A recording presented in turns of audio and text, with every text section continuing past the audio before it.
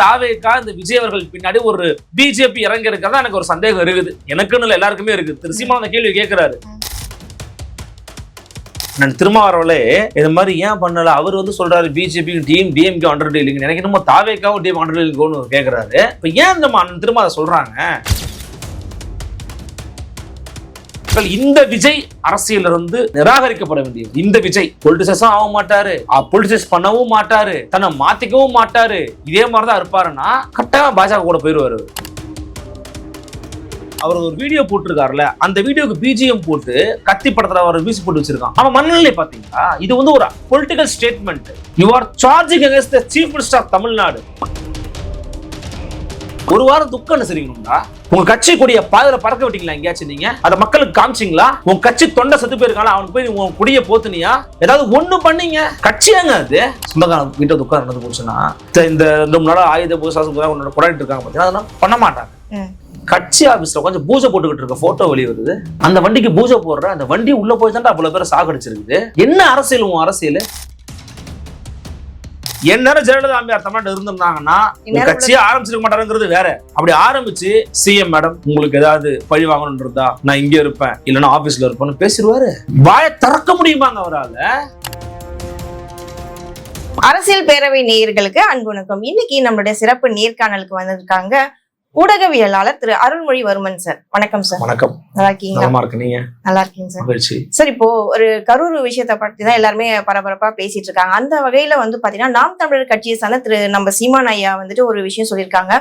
இப்ப இருக்க அரசியல் கட்சி தலைவர்கள் எல்லாருமே ஒரு பக்கம் ஆதரவு தெரிவிச்சோம், இன்னொரு பக்கம் எதிர்ப்பு தெரிவிச்சோம் பேசுறாங்க. இது எல்லாமே அவங்களுடைய கட்சிக்காக மட்டும்தான் பேசுறாங்க. அங்க நடந்த துயர் சம்பவத்தை பத்தி யாருமே பேசவே மாட்டேங்கிறாங்கன்னு ரொம்ப வருத்தத்தோட சொல்லியிருக்காருங்க. நம்ம இந்த பெருந்துயரம் இன்னும் மீண்டே வரல. யாராலையும் மீண்டு வர முடியாது. உடனடியா தொடர்ச்சியா அந்த அரசியலை உற்று நோக்குறவங்களால இந்த மக்களுக்காக ஏதாச்சும் ஒரு பண்ணிடலாமா, இந்த மக்களை எப்படி வந்து மாற்றலாம், மக்கள் நன்மையை எப்படி செய்யலாம் அப்படின்னு சிந்திக்கிறவங்களால உடனடியா அது வந்து வெளியில வர முடியாது. இப்போ அப்படிதான் இப்ப சீமானவருடைய கருத்தையும் நான் பாக்குறேன். ஒருத்தரும் ஒரு கருத்தை சொல்றாங்க. அவங்க கட்சியில் இருக்கிறவங்களே பல கருத்துக்களை சொல்லிக்கிட்டு இருக்காங்க. ஆனாலும் ஒரு கட்சியினுடைய தலைவரோட கருத்தை அந்த கட்சியினுடைய அபிஷியலான ஒரு கருத்தை நம்ம பார்க்க முடியும். இப்போ அவருடைய பாயிண்ட் ஆஃப் வியூ என்ன அப்படின்னு பாத்தீங்கன்னா, அவருடைய நிறைய விஷயங்கள் சொல்லியிருக்கிறாரு. முதல்ல இந்த பரப்புரைக்கான திட்டங்களையே மாத்தணும் அப்படிங்கிறார். ரொம்ப ஒரு நல்ல வரவேற்கக்கூடிய ஒரு விஷயம். நீங்க அமெரிக்கா போன்ற உலக நாடுகள் எல்லாம் வந்து பாத்தீங்கன்னா, ஒரு பக்கம் ட்ரம்ப் இருப்பாரு, ஒரு பக்கம் வந்து இன்னொரு அம்மா இந்த வாரம் நின்னாங்க பத்தில அவங்க இருப்பாங்க, அப்புறம் ஜோ பைடன் இருக்காருன்னு வச்சுக்கோங்களேன். இவங்கெல்லாம் உட்கார வச்சு ஒரு பொது ஊடகமா இருக்கும். அங்க சில பேர் இருப்பாங்க, ரிப்போர்ட்டர்ஸ் எல்லாம் இருப்பாங்க. அவங்க பொதுமக்கள் மத்தியில பேசுவாங்க. நான் இதையெல்லாம் கொண்டு வருவேன், நான் இதெல்லாம் மாற்றங்கள் கொண்டு வருவேன், நான் மக்களுக்காக நிற்பேன் அப்படின்னு அவங்க பேசுவாங்க. மக்கள் பார்ப்பாங்க, நடிக்கிறாரா உண்மையா பேசுறா மக்களுக்கு தெரிஞ்சு போயிடும். அப்புறம் இவங்களுக்கு ஒரு வாய்ப்பு கொடுப்பாங்க, இவங்களும் பேசுவாங்க, மக்களுக்கு சந்திச்சு ஓட்டு கேட்பாங்க, ஓட்டு போடுவாங்க. இவ்வளவுதான், முடிஞ்சு போச்சு.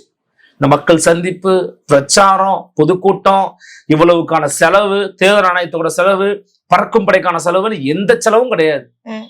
உண்மையிலேயே இந்த தேர்தல் வருது பாத்தீங்களா, இது மட்டுமே பல்லாயிரம் கோடிகளுக்கான ஒரு வர்த்தகமாக, வணிகமாக மாறிடுச்சு. அப்ப இதெல்லாம் இவ்வளவு பெரிய பிரச்சனைகள் இதுக்குள்ள நடந்துகிட்டு இருக்கிற நேரத்துல இப்படியா ஒரு பெருந்துயர், ஒரு பேரிடர் நடந்திருக்கிற போது இவங்க மட்டும்தான் நம்ம பிராண்ட் பண்ணி தொடர்ச்சியா பேசுறதை தாண்டி சொல்யூஷன் நோக்கி நகர ஆரம்பிக்கணும்னு சொல்றாரு பாத்தீங்களா, அது வரவேற்கத்தக்க ஒன்று. அது வந்து யாருமே இன்னும் சிந்திக்கல, யாரும் அதை பத்தி பேச துவங்கல. தாவேக்காவினருக்கு திமுகவை குற்றம் சாட்டணும், திமுகவினருக்கு இந்த பசங்க சரி கிடையாது அப்படிங்கிறத மட்டும் சொல்லணும்னு நினைக்கிறாங்க. அப்கோர்ஸ் இங்க கிரவுண்ட் ரியாலிட்டி வந்து பாத்தீங்கன்னா ரெண்டுமே கலந்துதான் இருக்குது. அறிவுஜீவிகள் தளத்துல, ஊடகவியலாளர்கள் தளத்துல எல்லாருக்குமே தெரியும் திரு விஜய் அவர்களுடைய பிழை என்ன, தார்மீக பொறுப்பை ஏற்காத விஜயனுடைய இந்த ஆட்டிடியூட் எப்படியாக இருக்கிறது, அவருடைய மனோநிலை என்ன அப்படிங்கிறது நீங்க எல்லாம் வெட்டொழிச்சு வந்துருச்சு. ஏன்னா அவரை காப்பாத்த யார் வராங்க இந்த வழக்குல, இந்த நிகழ்வுல உடனடியாக ஹேமமாலினி அம்மையார் தலைமையில ஒரு குழு வந்து உண்மையை கண்டறியன்றாங்க.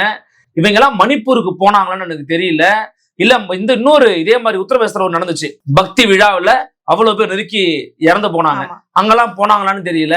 இந்த கர்நாடகாவில ஒரு சாமியார் ஒரு பெயர் எல்லாம் கொண்டு போட்டுக்கிட்டு இருக்கான், மக்களை வந்து பெண்களை பால் பண்ணிக்கிட்டு இருக்கான்ற செய்திலாம் வந்துச்சு. அதுக்கெல்லாம் இந்த உண்மை கொண்டவங்க போனாங்களான்னு நான் கேட்கிறேன். இப்ப என்னன்னா இங்க வந்து தாவேக்கா இந்த விஜய் அவர்கள் பின்னாடி ஒரு ரசிக கூட்டம் இருக்குது. அவர் ஆதரிக்கிறதுக்கு ஒரு பெரிய படை ஒண்ணு இருக்குது, ஓட்டு மாறுமா மாறான்னு நமக்கு தெரியாது. அப்ப அது எப்படி நம்ம கபலீகரம் பண்ணலாம், எப்படி தன்மையப்படுத்தலாம் அப்படிங்கிறதுக்கான முயற்சியில பிஜேபி இறங்கி இருக்கிறதா எனக்கு ஒரு சந்தேகம் இருக்குது. எனக்குன்னு இல்லை, எல்லாருக்குமே இருக்குது. அது அவருக்கும் ஏற்பட்டு இருக்கிறது. ஏன்னா அவரும் அந்த கேள்வி கேட்கிறாரு, திரு சீமான் அந்த கேள்வி கேட்கிறாரு. அப்பெல்லாம் வராத பிஜேபி இப்ப ஏன் வரீங்க? இன்னொரு இடத்துல கூட அவரை கேட்டிருப்பாரு, சீமான் ஐயா ஒரு வார்த்தை கேட்டிருப்பாங்க, ஸ்டெர்லைட்ல வந்துட்டு அவ்வளவு துப்பாக்கி சூடு நடந்தது இல்லைங்களா, அப்ப ஏன் இவங்க வரல, உண்மையை அறிவும் குழு ஏன் அப்போ வந்து இன்வெஸ்டிகேஷன் பண்ணல, இப்ப எலெக்ஷன் வர்றதுனால இந்த மாதிரி எல்லாரும் வரீங்களான்னு ஒரு வார்த்தை சீமான் ஐயா கேட்டுப்பாரு. அவர் கேட்கறது எல்லாம் கரெக்டா தானே இல்ல? இந்த கேள்வி நியாயமான கேள்வி. என்ன கேட்டீங்கன்னா, இப்போ சிபிஐக்கு வந்து மாற்ற சொல்லி இவங்க கேட்டாங்க, நீதிமன்றம் காட்டமா ரிப்ளைஸ் கொடுத்துருக்காங்க. ஏங்க இப்பதான் வழக்கே ஆரம்பிச்சிருக்கோம், துவங்க செய்து சிபிஐ கொடுக்கணும்னு என்ன அர்த்தம்? அவங்க ஏதாவது சரியா நடக்கலையா, உங்களுக்கு ஒரு திருப்தி? இப்போ ஆம்ஸ்ட்ராங் கொலை வழக்கு நீங்க பாத்திருப்பீங்க. தமிழ்நாட்டின் சட்டம் ஒழுங்கு சந்தி சிறுத்ததற்கான ஒரு ஒரு அழகான ஒரு உதாரணம், ஒரு மோசமான நிலையில இருக்குது அப்படிங்கிறதுக்கான உதாரணம் வந்து ஒரு தேசிய கட்சியினுடைய ஒரு மாநில தலைவரை வெட்டி படுகொலை பண்ணான், போதை ஆசாமிகள் வெட்டி படுகொலை பண்ணான். அடுத்த சில மாதங்கள 2 என்கவுண்டர் நடந்துச்சு, கமிஷனர் மாத்தினாங்க, அதிரிபுதல் நடந்துகிட்டே இருந்துச்சு. 7000 பக்கத்துக்கு கொண்டு போய் ஜஸ்டிஸ் வேலுமுருகன் போய் கொடுத்தாங்க. அவர் எல்லாத்தையும் படிச்சு பார்த்துட்டு சிபிஐக்கு மாத்து. இந்த அரசாங்கத்துக்கு இந்த காவல்துறைக்கு இழுக்குங்க, அவமானம். அதுதான் ப்ரொசீஜர்னு சொல்றோம். ஒரு வழக்கு போகணும், விசாரணை நடக்கணும், அப்புறம் அதுல உங்களுக்கு திருப்தியா இருக்கா அதிருப்தியா இருக்கான்றதெல்லாம் பார்க்கணும். அப்புறமா நாங்க ஜட்ஜிட்ட கொண்டு போய் ஐயா நான் தப்பா இருக்குங்க ஏன் மாத்தீங்கன்னு சொன்னா அவர் முடிவெடுப்பாரு. இப்பதான் ஆரம்பிக்கவே போறாங்க, உடனே மாத்து, சிபிஐக்கு மாத்து. இப்ப சிபிஐ விசாரிச்சா உடனே உண்மை வந்துருமா? உடனடி அப்படிலாம் ஒண்ணும் இல்லையா? இதே போல எஸ்ஐடி ஃபார்ம் பண்ணாங்க அண்ணா யூனிவர்சிட்டி மாணவியனுடைய பாலியல் வன்கொடுமை வழக்குல. அந்த சிறப்பு புலனாய்வு கூட 5 மாதங்கள தண்டனை உறுதிப்படுத்தினாங்களா இல்ல ஞானசேகரனுக்கு, அந்த பாலியல் குற்றவாளிக்கு? அது மாதிரி எஸ்ஐடி கேளுங்க, ஃபைன். ஒரு சிறப்பு புலனாய்வு குழுவை கொடுங்க, அதை கூட நீங்க விசாரிக்கும் போதுதான் சார் கேட்கவே முடியும். காவல்துறை விசாரணை படுகொலை செய்யப்பட்டாரு அஜித் குமார், அவருக்கு கூட நான் எல்லாரும் என்ன சொன்னாங்க, சிபிஐ விசாரணை வேணும்னு. அப்ப இவர் என்ன சொன்னாரு, தமிழ்நாட்டு போலீஸ் நல்லா தானே இருக்காங்க, அவங்களோட இன்வெஸ்டிகேஷன் ப்ராப்பரா தானே இருக்கு, எதுக்கு இதெல்லாம் சிபிஐ கொடுக்கணும் அப்படின்னு அவரு கேட்டிருந்தாரு. யாரு? விஜய். ஓகே, அவர் சொல்லியிருந்தாரு. ஆனா இப்ப அவரே வந்து எனக்கு சிபிஐக்கு வேணும்னு சொல்லி கேட்கறது ஒரு முன்னுக்கு பின் முரண்பாடு. அதாங்க இப்போ சிபிஐ விசாரணைங்கிறது எதுக்கு தேவைன்னு இருக்கு. ரொம்ப ஒரு சென்சிட்டிவான ஒரு விவகாரம். ஆம்ஸ்ட்ராங் அண்ணன் வழக்குல வந்து நிறைய பேர் தொடர்ச்சியா கேட்டாங்க.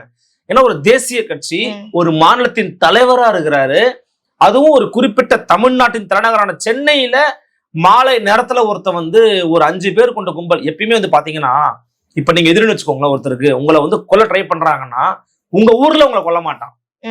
எப்பயுமே நீங்க ஸ்ட்ராங்கான பிளேஸ் உங்களை அடிக்கவே மாட்டான். நீங்க வேற எங்கேயாச்சும் வெளியே வரும்போது உங்களை போட்டு தரணும்னு நினைப்பான். இதுதான் ஒரு கும்பல். ரவுடியோட மனநிலை இப்படிதான் இருக்கும், கொலகார மனநிலை இப்படிதான் இருக்கும். ஆனா அவர் இருக்கிற இடத்துல, அவர் வீட்டு வெளியில அவர் நின்று இன்ஸ்ட்ரக்ஷன்ஸ் கொடுத்துக்கிட்டு இருக்காரு ஒரு கட்டிட தொழிலாளிக்கு. அப்ப வந்து வெட்டுறான் அப்படின்னா என்ன அர்த்தம்? எல்லாமே பிளான். இன்னொன்னு, அவனுக்கு பின்னாடி ஒரு அதிகார சக்தி இல்லாம இதை பண்ணவே முடியாது.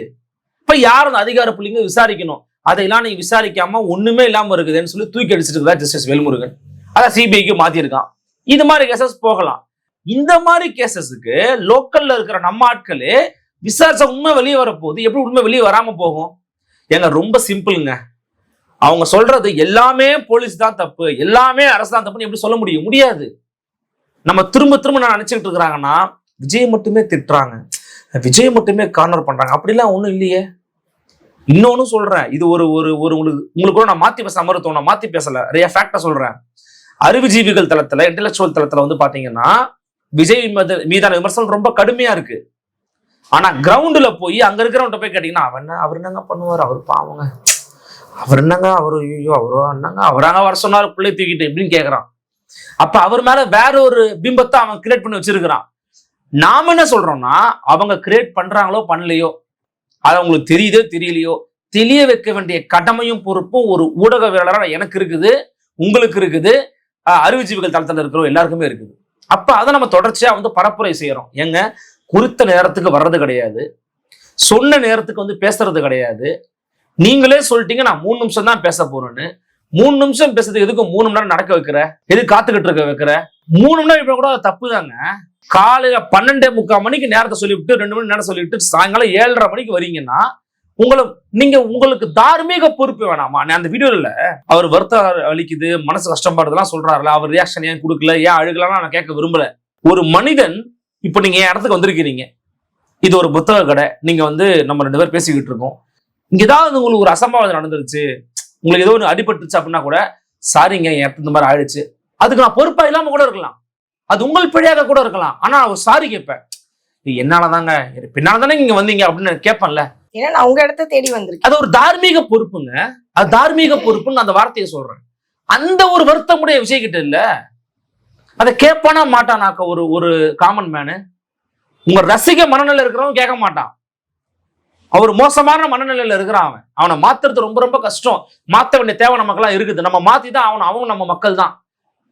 நானே கூட சில விஷயங்களை இப்ப நான் மாறி இருக்கிறேன், அவனை தற்கொலை சொல்றது உடன்பாடே கிடையாது. அவன் ஒரு சாதாரண விளிம்பு நிலையில இருக்கிறவன், ஒரு பாட்டாளி வர்க்க மக்கள், அவன் போய் நிக்கிறான் ஒரு நடிகர் வராருன்னு அவனை தற்கொலைன்னு சொல்றதுல உடன்பாடு கிடையாது. தற்கூரின்னு தான் சார் ஒரு விஷயம் ஞாபகம் வருது. ஒரு கமெண்ட்ஸ்ல வந்துட்டு அவருடைய ரசிகர், விஜயோட ரசிகர் வந்து கமெண்ட் போட்டிருக்காரு, இந்த குழந்தை இறந்துச்சுன்னு சொல்லிட்டு ஏன் இவ்வளவு பெருசா பேசுறீங்க, இந்த குழந்தைன்னா இன்னொரு குழந்தைய பெத்துக்கோங்க, ஆனா நமக்குன்றது ஒரே ஒரு தளபதி தானே, அவர் எப்படி நம்ம விட்டு கொடுக்க முடியும். இந்த மாதிரி தற்கூரிகள் இருக்கிறதுனாலதான் விஜய் மாதிரி ஆட்கள் கட்சியில நாலேஜே இல்லாம வர்றாங்கன்னு மக்களுடைய கருத்தா இருக்கு. இல்ல அதான் சொல்றேனே, இப்போ இவங்க எல்லாம் வந்து பாத்தீங்கன்னா ரசிக மனநிலையில மட்டுமே கட்சிங்கிறது, அவங்களுக்கு கட்சியே தெரியாது, அரசியல் என்னன்னு தெரியாது, பாலிடிக்ஸை பத்தின எந்த விதமான பேசிக்ஸும் தெரியாது, விஜய் என்ன பண்றாரோ அதை திருப்பி ரிப்ளிகேட் பண்ணுவான். ஒரு ரசிகனா தான் யாரோ பாருங்க, அவர் ஒரு வீடியோ போட்டிருக்காருல, அந்த வீடியோக்கு பிஜிஎம் போட்டு கத்தி படத்துல அவர் மியூசிக் போட்டு வச்சிருக்கான். அவன் மனநிலை பாத்தீங்களா, இது வந்து ஒரு political statement. You are charging against the chief minister of Tamil Nadu, சிஎம்க்கு எதிராக நீ பேசியிருக்கிற. உண்மையிலேயே எனக்கெல்லாம் கேட்டீங்கன்னா ஜெயலலிதாவா இருந்திருந்தாங்கன்னா நேரம் அவர் ஜெயில இருந்திருப்பாருங்க விஜய். அதே தானே சார் நக்கீரன் கோபால் அவர் சொல்றது சரிங்க, நக்கீரன் கோபால் சொல்வது 100% சரி. என் நேரம் ஜெயலலிதா அம்மையார் தமிழ்நாடு இருந்திருந்தாங்கன்னா கட்சியை ஆரம்பிச்சிருக்க மாட்டாருங்கிறது வேற. அப்படி ஆரம்பிச்சு சிஎம் மேடம் உங்களுக்கு ஏதாவது பழி வாங்கணும்னு இருந்தா நான் இங்கே இருப்பேன், இல்லைன்னா ஆபீஸ்ல இருப்பேன்னு பேசிடுவாரு. வாயை திறக்க முடியுமாங்க அவரால்? என்னடா தப்பு இருந்துச்சு மேடம், நான் மன்னிப்பு கேட்டுக்கிறேன், நான் அந்த மக்களை பார்த்து நான் போய் பேசிக்கிறேன் மேடம், இது இதுக்கு மேல வந்து எதுவும் பண்ண வேணாம் மேடம், இப்படிதான் பேசியிருப்பாரு. நீங்க உங்களுக்கு 1000 முரண்பாடு இருக்கட்டும் திமுக கூட, திமுக வந்து தப்பு பண்றான், ஊழல் பண்றான், நிர்வாக குளறுபடி, எல்லா பிரச்சனையும் தொடர்ச்சியா விஜயை விட அதிகமா நாங்களாம் பேசிட்டு தான் இருக்கோம். அப்படியே திமுக வந்து தூக்கி வச்சு ஒன்றும் கொண்டாடல, திமுக ஒன்றும் ஊடக லக்ஸுரி யாரும் கொடுக்கல. சமூக வலைதளத்துல சொல்றேன், சோசியல் மீடியாவை தாண்டி இருக்கிற இடத்துல அவங்க லக்ஸுரி ஃபீல் பண்றாங்க, அதை உண்மைதான் ஒத்துக்கிறேன் நான். கோடி மீடியா மாதிரி இங்க ஒரு மீடியா உருவாயிருச்சு. ஆனால் அந்த ஒற்றை காரணத்துக்காக திமுக இதில் விமர்சிக்கலாம் அப்படிங்கிறதுக்காகவே உட்காந்து உங்களுக்கு சப்போர்ட் பண்ண முடியாது இல்ல. அதை புரிஞ்சுக்கணுமா இல்லையா விஜய் அவர்களும் தாவேக்காவுடைய தொண்டர்களும்? திமுக பண்ண தப்பா நான் நினைக்கிறதுன்னா, திமுகன்ற கட்சியை சொல்லல, ஒரு அரசா அந்த இடத்த நீ கொடுத்துருக்கவே கூடாது. தாமதமா வராரா, வெள்ள கிளம்புங்க சார், பேச அனுமதி கிடையாது, வெளியே போங்க, நீங்க என்ன வேணா அரசியல் பண்ணிக்கோங்க, அதை வச்சு விட்டுமை சாவட்டும்ன்ற தமிழ்நாடு அரசு இப்ப என்ன பண்ணுவாங்கன்னா, ஏங்க அப்படி அமிச்சோம்னா ஐயா டேவிட்சன் அவர்கள் சொல்லியிருக்காங்க, ஏங்க ஒரு தலைவர் ஒரு 5000 பேரோட வரும்போது எப்படிங்க போங்கன்னு சொல்ல முடியும்னு. நான் கேட்கறேன், நீங்க போங்கன்னு சொன்னா சொல்லுவாரு அவரு, தமிழக அரசு விஜயை ஒடுக்குகிறதுன்னு. அந்த பழிச்சொல் முக்கியமா, எனக்கு 41 உயிர் முக்கியமாங்க. இது சில பேர் என்ன சொல்றாங்கன்னா, இந்த கூட்டத்தை கண்ட்ரோல் பண்றதுக்கு திரு டேவிட்சன் அவங்க என்ன பண்ணிருக்கலாம்னா கண்ணீர் புகை வீச்சு பண்ணிருக்கலாம், இல்ல தண்ணியை அடிச்சு கூட மக்கள் இதை விட மோசமா பேசிருப்பாங்க. ஒருவேளை தண்ணீர் புகை கொண்டுலாம் போட்டுருந்தாங்கன்னு வச்சுக்கோங்களா, ஐயோ புகையை போட்டு அடிச்சு விட்டாங்க, அது புகையில வைரஸை கலந்துட்டாங்க, கண்ணுல எரிஞ்சிருச்சு, வாய்க்குள்ள நுரையீரலுக்குள்ள மூச்சு விட முடியல, இப்படிலாம் பேசிருப்பாங்க. நீங்க வேற அதெல்லாம் பண்ணாம இருந்தா நல்லதுங்க. அதாவது கூட்டத்தை கண்ட்ரோல் பண்றதுக்காக நான் என்ன சொல்றேன், ஒண்ணு சொல்லட்டுமா, இந்த கூட்டம் கட்டுக்கடங்காம போயிருச்சு. ஞாபகம் வச்சுக்கோங்க, கட்டுக்கடங்காத கூட்டம் என்பது வேறு, கட்டுப்பாடற்ற கூட்டம் என்பது வேறு. விஜயிடம் இந்த ரெண்டுமே இருக்குது. கட்டுப்பாடற்ற கூட்டம் கட்டுக்கடங்காமல் இருக்குது விஜய் கிட்ட. அவராலையும் கட்டுப்படுத்த முடியாது, எமஞ்சனாலும் கேட்க போறது இல்ல, மருத்துவமனை நின்றுட்டு கீழே விழுந்துருக்காங்க. ஒரு 1.5 வயசு குழந்தைங்க சொல்லும் போதே நமக்குலாம் நான் தழுதழுக்கும், நெஞ்செல்லாம் உழுக்கும். அப்படியே அந்த 1.5 வயசு குழந்தையோட நெஞ்சுக்குள்ள போயிட்டு அந்த அந்த இது வெளியில வருதுன்னு, குடல் வெளியில வருதுன்னு கேட்கும் போது நமக்கெல்லாம் உடம்பு எல்லாம் எப்படி ஆகுது. அந்த சாவுக்கு முன்னாடி நீங்களாம் யாருங்க? அந்த உயிருக்கு முன்னாடி உன் அரசியல்லாம் என்னது? என்ன அரசியல் உன் அரசியல்? அப்ப கேட்படா மாட்டானா? அதை கேட்டா உடனே வந்து உங்களுக்கு வந்து இவர்கள் திமுகவுக்கு ஆதரவாக பேசுகிறார்கள், திமுகவின் கைக்கூலிகளா மாறிட்டாங்க. இவ்வளவுதான்டா உங்க அரசியல். உங்களுக்கு இதான் தெரியுது, உங்களுக்கு இவ்வளவுதான் தெரியுது. திமுக எதிர்க்க எவ்வளவு விஷயம் இருக்கு. கொள்கை ரீதியா அது இருக்கலாம், கோட்பாடு ரீதியா அது இருக்கலாம், தத்துவ ரீதியா எதிர்க்கலாம், அவங்களுடைய செயல்பாடு எதிர்க்கலாம், எவ்வளவோ 1008 விஷயம் இருக்கு. ஏன் நீ அதை பண்ண மாட்டா? உனக்கு பண்ண தெரியாது. இப்ப இந்த மாதிரி ஒரு அசம்பாவிதம் நடந்து போச்சு. இந்த அசம்பாவிதத்துல உண்மையிலேயே மனசாட்சி இருக்கிறவன், இப்ப உங்க வீட்டுல உங்க உதாரணத்துக்கு சொல்றேன், இப்ப என் வீட்டுல எடுத்துக்கோங்க, ஒரு துக்கம் நடந்து போச்சு, சொந்தக்கார வீட்டுல துக்கம் நடந்து போச்சுன்னா, இந்த 2 நாளா ஆயுத பூசை கொண்டாடிட்டு இருக்காங்க பாத்தீங்கன்னா, அதெல்லாம் பண்ண மாட்டாங்க. உங்களுக்கு தெரியும்னு நினைக்கிறேன். பொதுவாவே அதை பண்ண மாட்டாங்க. அந்த மாதிரி நடந்துச்சுன்னா கொஞ்சம் மாதிரி வருத்தமா இருப்பாங்க. கட்சி ஆபீஸ்ல கொஞ்சம் பூஜை போட்டுக்கிட்டு இருக்க போட்டோ வெளியே வருது. அந்த வண்டிக்கு பூஜை போடுற அந்த வண்டி உள்ள போய் தான் அவ்வளவு பேரை சாகடிச்சிருக்குது. அந்த வண்டிக்கு பூஜை போட்டுக்கிட்டு இருக்கீங்க. ஏண்டா ஒரு நியாயம் வேணாம்? ஒரு வாரம் துக்கம் சரிங்கணும்டா. உங்க கட்சி கூடிய பாதையில பறக்க விட்டீங்களா எங்கேயாச்சும்? நீங்க அதை மக்களுக்கு காமிச்சிங்களா? உன் கட்சி தொண்டை செத்து போயிருக்காங்க, அவனுக்கு போய் உன் குடிய போத்துனியா? அவனுக்கு ஒரு இரங்கல் அறிக்கை கொடுத்தியா கட்சி சார்பாக?